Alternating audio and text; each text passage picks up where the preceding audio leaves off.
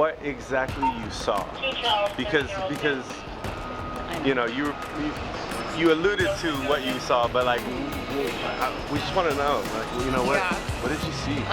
What's going on, everyone? Welcome to the Behavioral Arts. My name is Spidey, and I use my degree in sociology and psychology, my certifications in criminal interrogation and body language analysis, and over 10 years experience as an award-winning mentalist to teach people behavioral analysis and practical psychology on stages and television shows all over the world. A couple of months ago, a video of a woman on a plane yelling at someone that she said was not real went massively viral, with millions of people all over the internet commenting about what she could have possibly been experiencing. Shortly after, it was revealed that the woman in question was a marketing executive by the name of Tiffany Gomas. And just recently, a few days ago, TMZ caught up with Tiffany in an airport and finally asked her what it is that she saw on the plane. But what do her body language, facial expressions, and word choice reveal? And more importantly, why does her response tell us more than she thinks she's telling us? Let's dive right in. Listen, I mean, I gotta ask you, how does it feel to be traveling again? Great. You know, in the airport again after what you went through? A little bit of anxiety, but it's been good. Yeah. Are you doing anything differently, like, you know, when you're getting ready to travel, or was there any new techniques you used? No? Okay, so right off the bat, when I saw that clip, there are two massive questions in my head about the entire context. And we're gonna get to those, but I wanna start with some body language stuff. So first of all, you'll notice that in this clip, as well as the rest of what we're about to see, very often, almost the entire time, her head is tilted like this. As she's listening, as she's responding, we're seeing a head tilt. The head tilt is a position that we study a lot in both sociology and in body language, and it's often seen in people that are comfortable in a social situation. Because you'll notice when you tilt your head, you expose a very vulnerable part of your body, your neck. Typically when we're feeling stressed or when we're feeling defensive, we tend to hide the parts of our body that are vulnerable. Wrists turn inwards, we protect the neck. Now, I'm not saying that other things can't cause head tilt. Very often when we're curious about something or inquisitive or really sympathetically listening to someone, we head tilt. All I'm saying is it's very rare to see it when we're uncomfortable or defensive. There is even research that suggests that we connect more with people when they're listening to us with a head tilt, because this feels a lot less like a glare than this. So we're very comforted by a head tilt, and we're comfortable in a head tilt position. Now take that and add to it the fact that throughout this video, she's smiling. I wouldn't say it's the most genuine smile where the eyes and the cheekbones are involved, and it's like this big smile with her whole face, but there is a pleasant smile. She's looking at him with a smile. She's even excited. She giggles in the beginning as he's asking her a question, and then throughout this video, there are a couple of moments where she giggles some more. Now, of course, giggling isn't always a positive thing. Sometimes when we're stressed or nervous, we might giggle a little bit. But in this case, with the smile, with the fact that she's taking the time to answer his questions, there's almost this giddiness to her, this excitement to be talking to him. Another thing along those same lines is that here in the beginning, you'll notice her body is turned away from him, but he does have her attention. She's listening, she's acknowledging, she's answering, but her body is turned away. As the interview goes on, you'll notice her body turns towards him. And normally we pay a lot of attention to where the feet and the body are pointing, because sometimes somebody might be talking to you, but their feet and body are directed away from you. It might be a subconscious sign that they're thinking of getting away and keeping this brief. She turns her body towards him as this interaction goes on. So with all these things combined, I'm not sensing that she has this urgency to get out of here, that she's brushing him off, that she doesn't want to be talking to him. She seems happy. There's a bit of that giggle. He has her attention. She's taking the time to listen, to answer the questions. We've all seen videos of celebrities who don't want to talk to the press or to paparazzi, who are giving them a cold shoulder. They don't have their attention. There's no head tilt. There's no smile. They're just ignoring them and just walking away, staying on their path. None of them is facing the paparazzi. A lot of celebrities do this. That's not the vibe we're getting here. She's okay talking to him. I would even say she's quite comfortable talking to him. Now again, when I saw this video, before even looking at the body language, there were two things that I was really wondering, that I really couldn't ignore. The first question is, how or why is this interview even happening? And it's interesting because of all the questions and all the theories that I'm seeing in the comments on this video, no one's really asking, how did this interview come to exist? Why is this interview happening? So as some of the viewers may know, I myself made an appearance on TMZ a couple of years ago. And maybe that's the reason that context was really important to me in this video. because a lot of people may not realize exactly how TMZ works. I think most people assume that the TMZ reporters are just out there in hot spots waiting to spot someone and run up to them and get an interview. That's not exactly how it works. If you go on the TMZ website, whether it's on a computer or on the mobile website, right at the top in a big red circle, it says "Got a tip" with a question mark. And if you click that, you have a phone number and an email where you could call in a tip. So let's say you see a celebrity or a person of interest out and about, you call it in and they redirect to the closest reporter that they have, and somebody will come out and try to get an interview or some footage. And that's exactly what my experience on TMZ was. So I was performing at the renowned Friars Club in New York City, and my publicist, my PR agent, actually called TMZ in with a tip and said, "Hey, Spidey from TV and from YouTube is performing at the Friars Club from this time to this time." So when I walked out after my performance, there was a reporter there waiting for me who asked me to see some mentalism, and I performed something and it made it on the show. Now, I did have a chance to chat a little bit with the reporter and ask him, how does this whole thing work? And he did say that he does hang out at hotspots where he might spot a celebrity and he might go up to them spontaneously, but very often they're following tips. Somebody calls it in. Now, if we think about Tiffany Gomas, this is a woman who went viral for a moment on a plane, but she's not Angelina Jolie. She's not Taylor Swift. I don't think that she's one of the most recognizable people in the world. In fact, physically speaking, there are people out there debating whether it's even her to begin with from the plane. So she does have the capacity to look significantly different and unrecognizable. So I'm having a hard time believing that a reporter who's out there looking for celebrities would have seen this woman in the airport and said, "Oh my God, that's the woman from the plane." Add to that the fact that we're not actually seeing on camera the approach. Like very often with celebrities, we see the reporter running up to the celebrity like, "Hey, excuse me, Mr. DiCaprio, can we have a moment of your time?" Like we see that. In this case, we're not. It starts and he's already talking to her. So I have a feeling that this was called in. Somebody called this in and said, she's going to be at this airport at this time. And if that's the case, who was it? Who called it in? We're going to talk a little bit later in the video about just how much attention she wants, despite some of the things she's saying. But I have a feeling that this tip was called in by somebody quite close to her. In fact, I have a feeling she knew this interview was going to happen. Which actually flows quite nicely into my next question, which is, why is she wearing the same top and has her hair the exact same way as in that initial viral video? She's going to go on in this video to say that she's been trying to lay low. But if you're trying to lay low, why would you look exactly the same way as you looked in that video that went insanely viral? So I suppose we can argue that this is quite simply her travel uniform, because people who travel very frequently have a certain thing that they wear and a certain way that they wear their hair when they travel. It's just the way that they found that they travel the most comfortably. But I have two other theories that are stuck in my head as to why she might look the exact same way. The first is that she really doesn't mind being recognized. I've worked with a lot of celebrities, consulted for a lot of celebrities, and there are things that they do when they're out in public to not be recognized. Anything from sunglasses to wearing their hair differently than they normally would, to a hoodie. There's really no effort here to distance herself physically from that video. She looks the same. My second theory actually puts a nice bow on a lot of the thoughts and feelings I have towards this, and it has more to do with the follow-up video than the original video on the plane. So a couple of weeks ago, on her Instagram, she released an apology video. And in that video, she looked significantly different than when she was on the plane. Her hair was down, she had a bunch of makeup on, and this led to a lot of commenters saying, that's not her. We talked a lot about that in my last analysis, because we talked about that apology video, but I'm sure she saw those comments of people saying, that's not even her. And she realized she looked enormously different. So I think it's possible the reason she has her hair up and she's wearing that tank top is to draw a bridge between the way she looked in the apology video and the way she looked in that original viral video.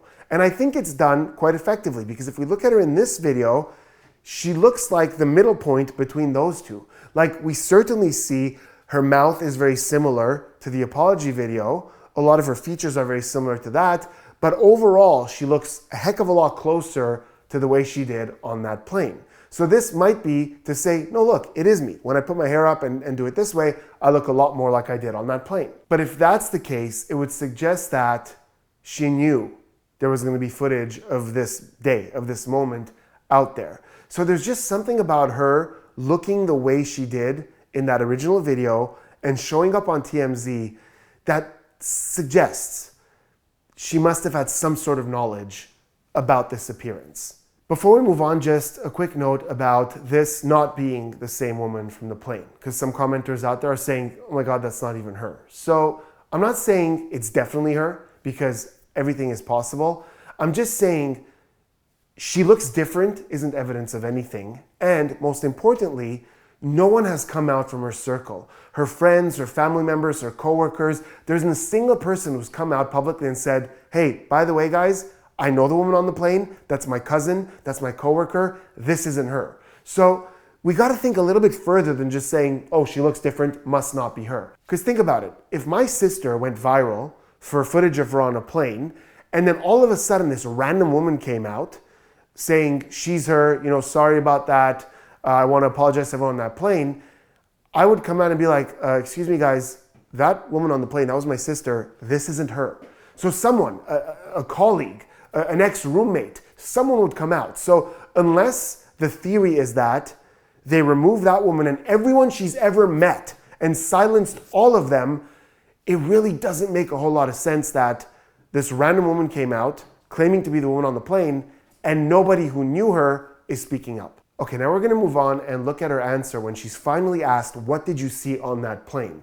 And how she's revealing more than she thinks she's revealing. But before we do me a huge favor, hit that subscribe button, turn those notifications on for more behavioral analysis and practical psychology content. Also, to regular viewers who want to encourage the channel, I will leave a link in the description where you can learn more about the membership program and the perks you get when you join. A lot of people are curious what exactly you saw. Because you alluded to what you saw, but we just want to know, what did you see? I mean, thanks for asking that, but I have been told I cannot comment on it right now. I see. I'm sorry. Oh my God. So when I heard that answer, a movie scene played in my head. And I don't know if you've seen this movie, but it's Avengers Endgame, where at the end, all the superheroes from all the movies all come together for the first time. It's this grandiose thing where they all just show up and Captain America goes, Avengers, assemble. And I felt like it was that, but for conspiracy theorists. Like the moment she said, I've been told not to comment on that, I felt like it was like she became a lighthouse for conspiracy theorists. To be like, I knew it. She's being silenced. The government is silencing her. Now we'll examine the statement in just a second, because it's certainly possible that someone from the government has asked her to keep quiet, but we'll get to that in a sec after we look at a bit of body language. So when the subject comes up, you can tell in her body language that she knows what she's about to be asked, right? So we see a lip lick, so the tongue comes out and just licks the lips like this. And lip licking could be a couple of things, but most often it's related to stress, because when we're stressed, the lips dry out and this corrects that, or grooming, because licking the lips brings more color to it and makes us more presentable.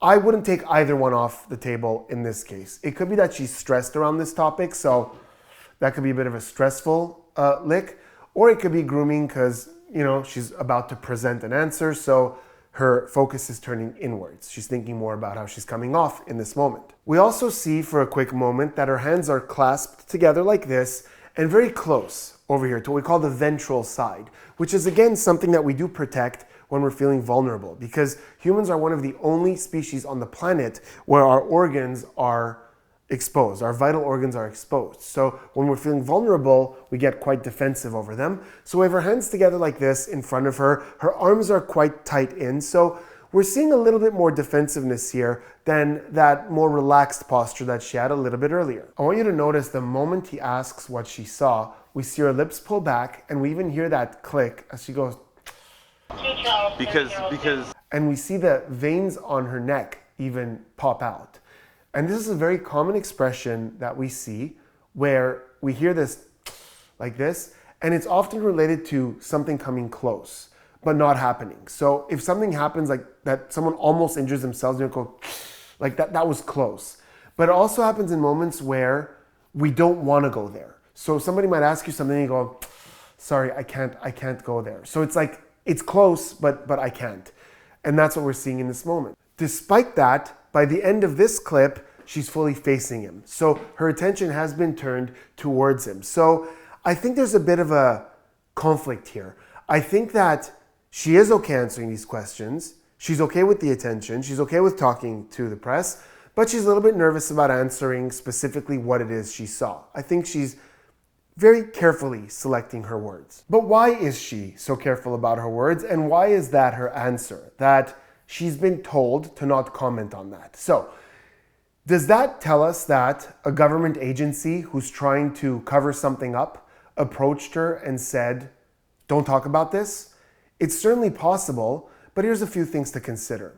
First of all, if a government agency came to you and told you to stay quiet about something, they would also tell you to not tell people that you've been asked to not comment about that thing. Because if they're going to tell her to not talk about it, but it's totally fine to tell people that you've been asked to not talk about it, it defeats the entire purpose. It's not a cover-up if she's telling us she's been silenced. Let's consider the option that government agencies are not the only people who could have advised her to not talk about this. There's a lot of other people. She works in marketing. So it could have been that somebody around her who understands publicity or PR could have advised her to not talk about this for whatever reason. It could be family advising her. It's also very likely that it could be a lawyer advising her not to talk about this. Her coming out and saying what happened could be incriminating to her. Maybe somebody could come after her and sue her. If she comes out and says, no, it was just a reaction I had to something, maybe there could be a consequence to that. So there's a lot of people who could have told her, don't comment on this, other than government. It could be government, but it's a little presumptuous to assume it has to be, and it can't be anything else. Second, and this is really important, a lot of the same people who are saying that this isn't the same woman from the plane are also saying that the government is trying to silence her, this whole thing is one big cover-up. But those two theories are opposites. They can't coexist. Because if the government spent who knows how much money to erase that woman from existence and bring in this actress to replace her, they wouldn't need to silence that actress. They wouldn't tell that actress, now don't speak up about this. That's the whole reason she exists. So if the plan was to get rid of that woman and literally replace her, and then this new version of her was asked, what did you see on that plane? The whole goal of this mission would be for her to say, oh, you know what, I just had a few drinks, or I had taken some medication, and I just had a panic attack. There was nothing to see, nothing to worry about. What would have been the point of completely obliterating this woman's existence if she's going to give an answer that is as sus as if she had never been erased? So I don't get it. Why would you get an actress to replace someone and then threaten her to not speak up? It doesn't make sense, guys. You have to pick one or the other. So what's going on here? What is this answer? Why are we seeing some stress in her body language? At the end of this video, I'm going to tell you exactly what I think is going on with her. In this video, on her social media, what I think her plan is, and it's actually quite brilliant. But let me start with this. Last week, completely coincidentally, before this video was even released, I made a video on the channel, and it was all about how to answer questions when you don't know the answer. So if you're ever asked a question and you don't know how to formulate an answer, or you don't know what the answer is, how to navigate a situation like that to make it not awkward. And one of the tips that I gave with examples was, if you can't give information or knowledge, create curiosity. Because it's just such a better out than obviously not knowing the answer or stumbling on your words. Just create a moment of curiosity. It brings people in. And that's exactly what she's doing here. So let's activate our profiling skills. On the channel, quite often I talk about how I use profiling in my mentalism show. So as a mentalist, as an entertainer, I bring people up and I'm supposed to tell them all these things about their lives. And we have ways to make simple observations and know how the person operates, how the person thinks, and we feed this back to them and get applause and astonished audiences. And this is something that most people could pretty easily learn, and with a little bit of practice can get quite good at it. All you have to do is really observe the clues and try to see the story that they tell. So if we look at her Instagram, we get a certain vibe from her. We get a certain idea of the things that are important to her. Just a couple of pictures on her Instagram.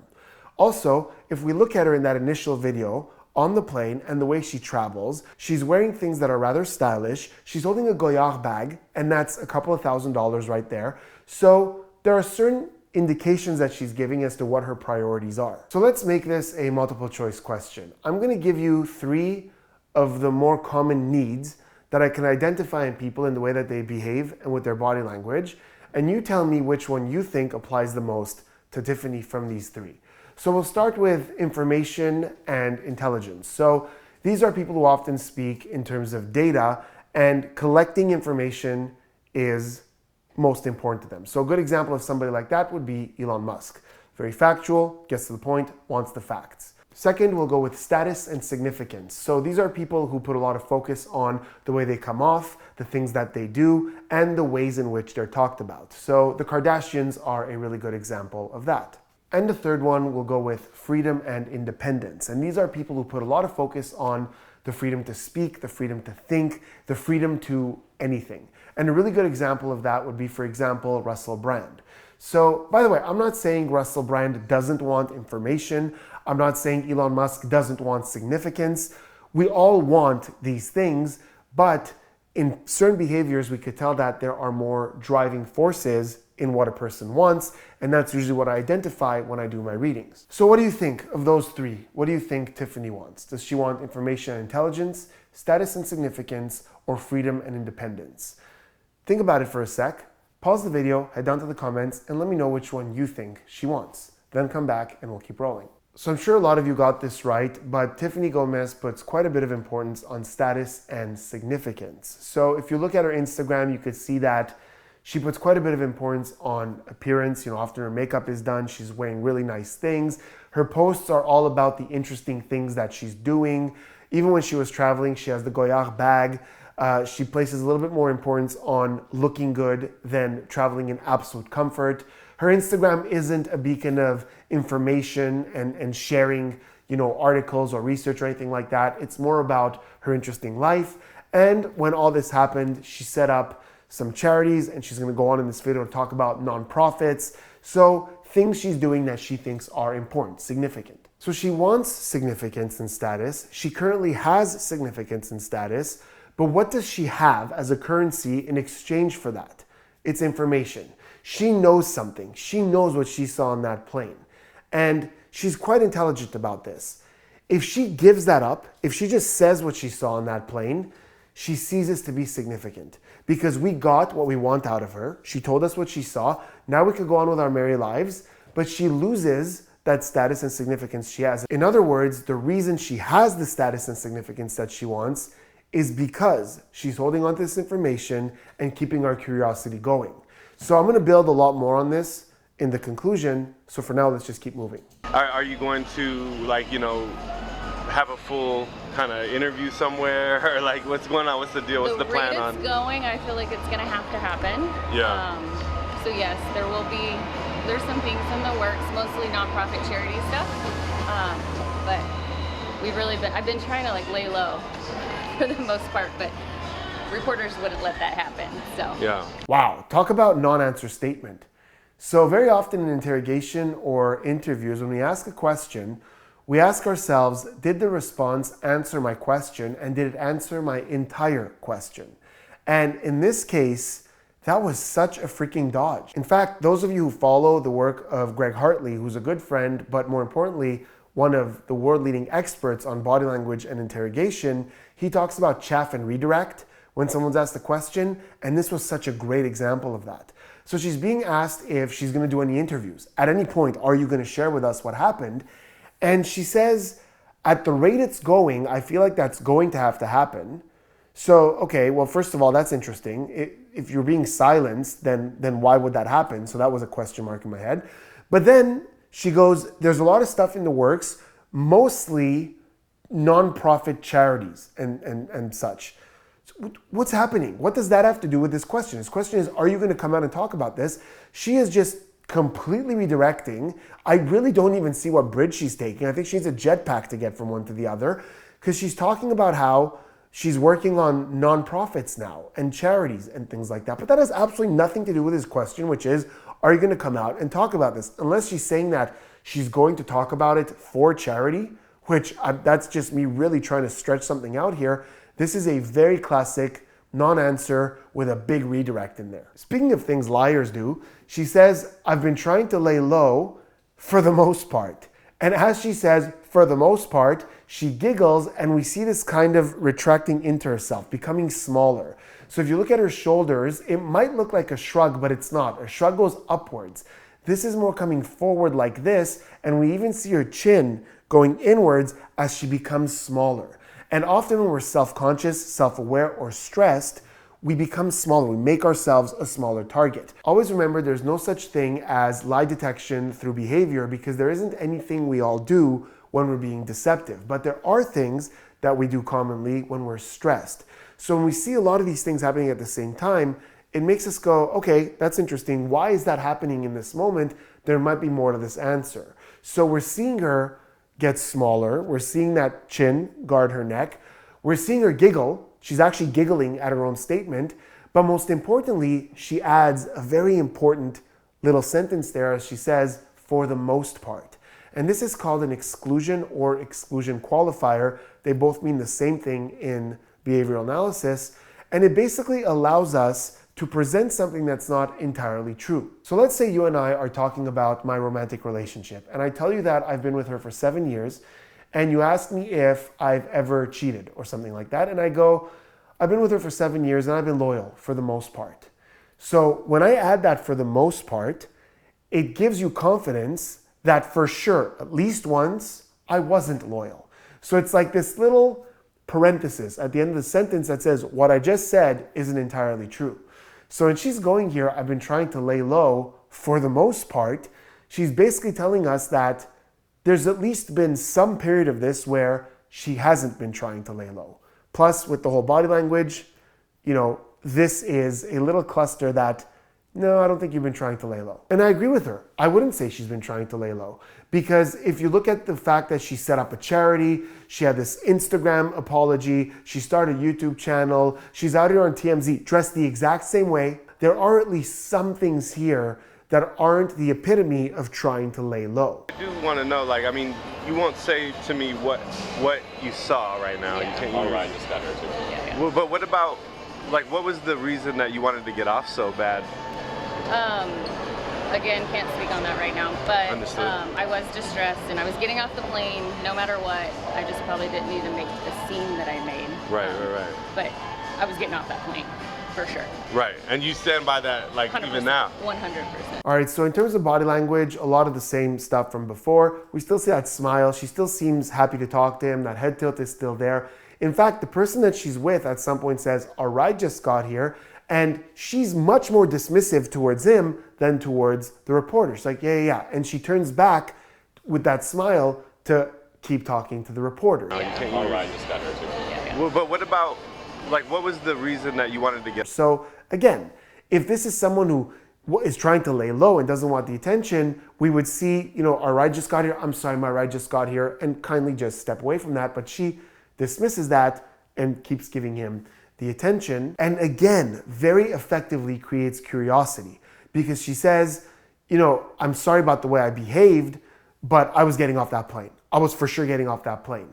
And again, that creates curiosity. It gets people to talk, right? So a lot of people are seeing that and going, see, she saw something. She for sure saw something. It's confirmed because she said she's for sure getting off that plane.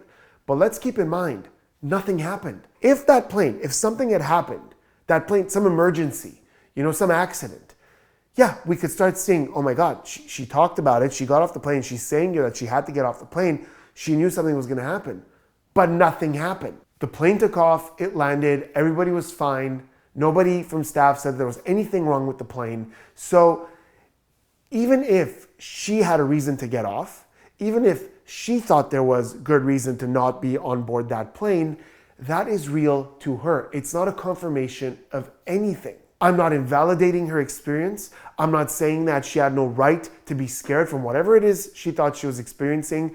Whatever it is, I agree with her. Maybe the way she acted was a little much, but if she felt something personal, she saw something that made her have to leave that plane, that's totally fine to her. But to people who are taking that as a confirmation that she must have seen whatever it is, whatever they want to believe in, that is not confirmation of that. Okay, so what does it all come down to? We have someone here who is happy to talk to a reporter, even if she's saying, I've been trying to lay low. There are certain indications that she hasn't. We're seeing some stress around being asked to tell us what happened on that plane. She seems quite confident that no matter what, she was going to get off that plane. But overall, what is this? Why is there this mystery that keeps happening? Why isn't she just spitting it out? Why isn't she talking about it? And who is telling her to not speak up? I think, once again, that the answer lies in her profession. This is a marketing executive. She understands marketing. She understands how to get and keep people's interest. So I'm sure she's kept an eye on the conversation that's being had about her out there. And just like I've noticed, just like some of you have noticed, I'm sure she noticed that all those people who just thought that she was having a reaction to alcohol or medication or a panic attack have moved on from this. They saw the video, they said, now nothing to see here. This is just someone who had a little too much to drink, or maybe she took something before her flight, or maybe she's having a moment of panic, a moment of stress. Nothing to see here. They moved on with their lives. They're not hanging around this. On the other hand, I'm sure she noticed that anyone who thinks that there's more to this, there's something being hidden, there's a cover-up, she for sure saw something, and they're trying to silence her, and they're trying to replace her. All these people who think there's more to this story, they're the ones who are still around. They're the ones who are still talking about this. That's her audience. That's who she's talking to. That's whose interest she has. So as a marketing expert, that's who she has to appeal to. That's who she has to sell to. That's her clientele.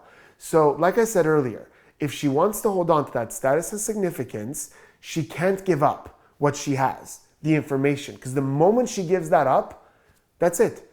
Close the book. Everyone goes, okay, that's what it was. And now they could go on with their merry ways and they could go find other things and other stories.